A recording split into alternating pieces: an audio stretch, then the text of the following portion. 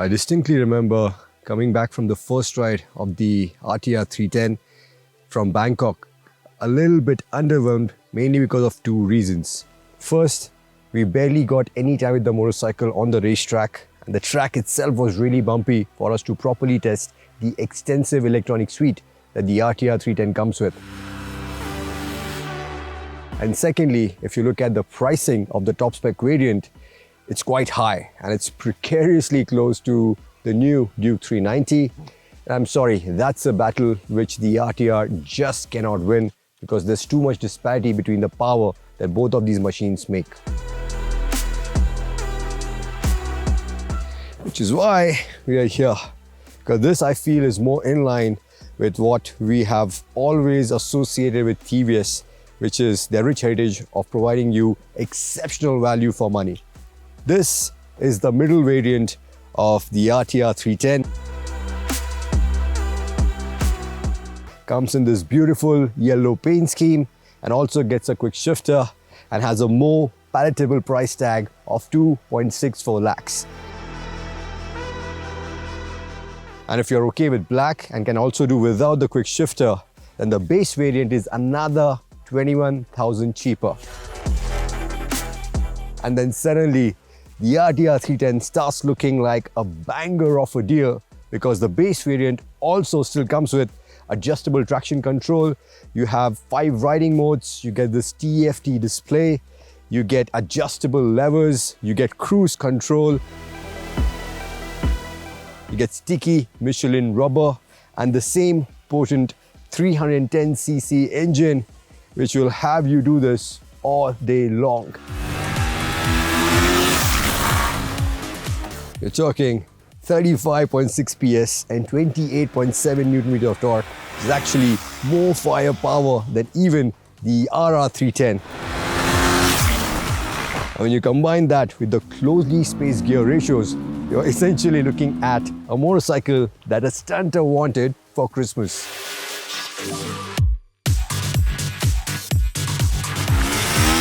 It still accelerates like its pants are on fire, even in the 6th gear. And man, that burble of that slick quick shifter as you zip past the gearbox makes this one of the most engaging motorcycles in this segment. And as impressive as that is, that's not even the best part about this engine. What I love the most about it is the refinement it brings to a table. This is hands down the most refined, the smoothest RTR that I have ridden.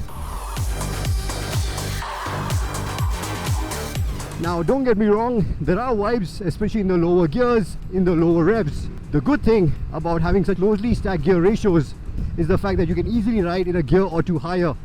And the bike is still more than willing to pounce at slightest provocation. And in the higher gears, in the higher revs, the engine is a whole lot calmer and a lot less stress even at 130 kilometers an hour. And the engine is also pretty tractable, man, because you can easily ride here in the city in the 3rd gear thanks to the glide through technology without even having to feather the clutch.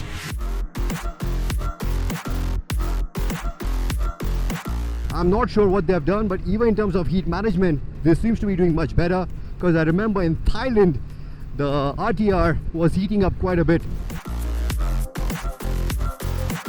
And also in terms of ergonomics, I think this is the comfiest ergonomics we have seen on the RTR. Because you're sitting more upright, the foot pegs are more front set, and even in terms of the seat, I definitely prefer this over the climate control one, because this one has a lot better padding. The only hiccups I faced was in the urban and the rain mode, which are supposed to be the toned down riding modes which have less power and less torque. The throttle seemed to be unusually aggressive and even more responsive than what it is in the track and the road mode or the sport mode, which is very surprising. And also, as we have seen in Thailand, in all the riding modes, there's a delay in when the engine braking kicks in even after you roll off the gas. So it puts a lot of emphasis on the brakes, because under hard braking situations you get no support from the engine. And I think the brakes are quite potent. I think the issue lies in the ABS, because you have sintered patch, you have really sticky tires, but the ABS is too intrusive, which prevents you from putting all the stopping power down. But enough of this practical bit. I mean, this is an RTR for God's sake, and we cannot not talk about how it does on the squiggly bit.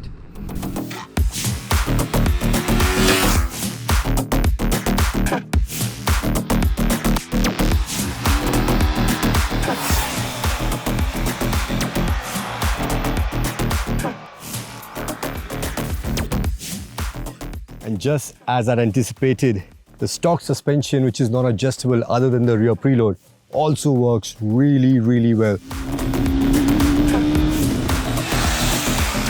Provides you all the support that you require when you're riding hard. At the same time, is equally supple to just absorb all the undulations. Easily among the best in class. And then you have the communicative trellis frame. You have really sticky Michelin rubber, which boosts your confidence and just egg you to attack corners.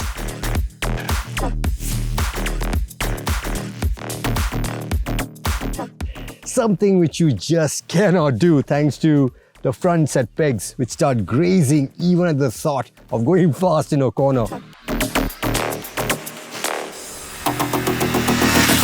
I'm genuinely surprised how poor the cornering clearance is on the RTR, considering that you have 180 mm of ground clearance at your disposal. So I'm keeping my fingers crossed that TVS launch rear sets for the RTR just like they did on the RR310.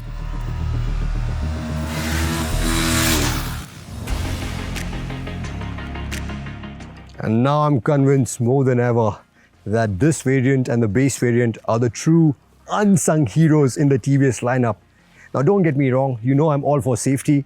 So with the Dynamic Pro kit, with the IMU, with the cornering ABS and cornering traction control, the top spec RTR would be even more safe, and with the adjustable suspension, it will be even more fun.